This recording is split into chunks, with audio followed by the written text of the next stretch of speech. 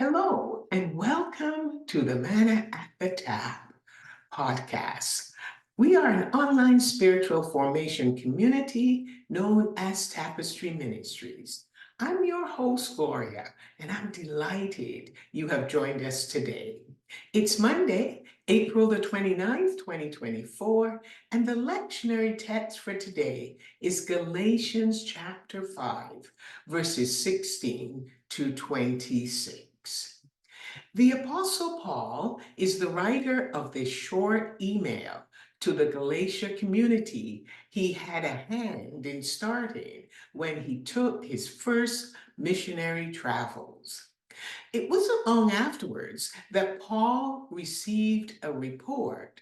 The community in Galatia had fallen into error because a group of Judaizers began to influence them that they needed to keep the Mosaic law as it was a requirement to be a Christian. What the Christian Jews were saying made Paul very angry. They were telling the Christian Gentile men they needed to be circumcised. Can you imagine adult men being circumcised without anesthesia, sterile conditions, or medications? Some of them were even considering it. Paul had to remind them that before they knew God, they were slaves to sin. After the Spirit came into their hearts, they had a relationship with God, and now they were living by the freedom of God's grace. There are two things the Spirit had in common. The Spirit came after the rising of Christ, and the Spirit's work is to draw us into a relationship with God, just like what the Father and Son share. The role of the Spirit is to keep us from falling back into the yoke of slavery. Christ's death and resurrection brought us our freedom. The Spirit is the risen Christ's living presence available to us, his followers, even when Christ is physically absent.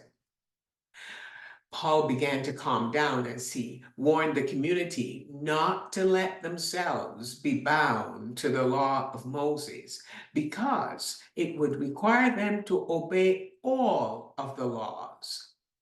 That was now the past, and Jesus came to fulfill the law and all its requirements, and he did that. Now, because they were in Christ, it did not matter whether one was circumcised. What was most important was the relationship with the divine family. Paul offered the community a new paradigm for the law. It was not circumcision, it was keeping the one commandment: love your neighbor as you love yourself and do not destroy each other. Paul hoped his email would reach the community before they gave in to the Jewish Christians. They needed to understand better all that God had done through Jesus and the work of the Spirit to set them free. Now, sometimes freedom can become a temptation. We can use it to serve ourselves, but that is not why we are free. This freedom is not so we can disregard the law. It is so our lives can be spirit focused. And now, the lectionary text gives us the way we can do that. And I can find no better words than the words that Eugene Peterson used in the Message translation of our text. So I'll be kind of quoting exactly from the Message translation. Here I go. We are to live freely, motivated by God's Spirit, and we won't need the compulsion of selfishness. We must be aware of the root of sinful self-interest in us that is at odds with a free spirit, just as the free spirit is incompatible with selfishness. They're two roads and they're mutually at odds with each other. And we must make a choice and be intentional about what is taking place in our lives. Paul suggested they could identify which road they were on.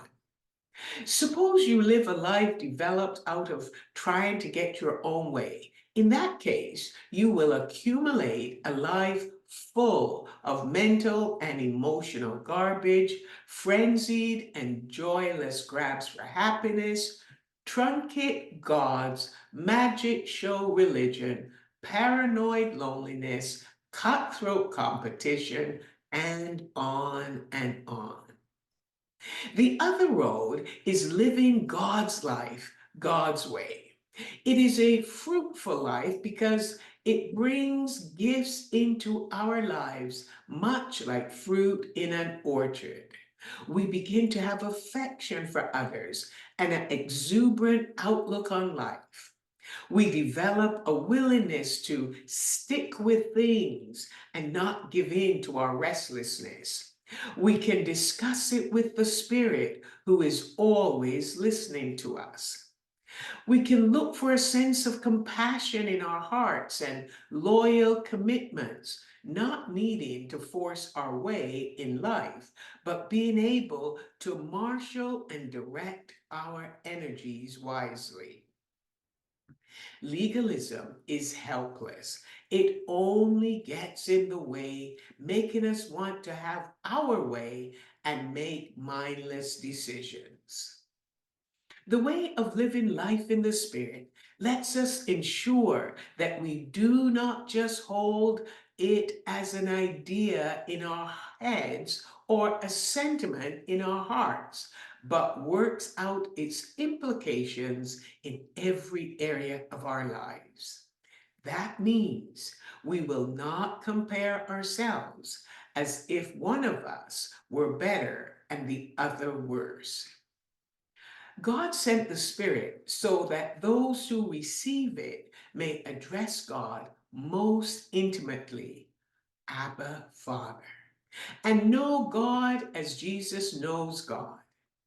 We now have the abiding presence of the Spirit in the life of the risen Christ that is shared with the family of God. When God created us, He threw away the mold. There is no one else like you. Each of us is an original.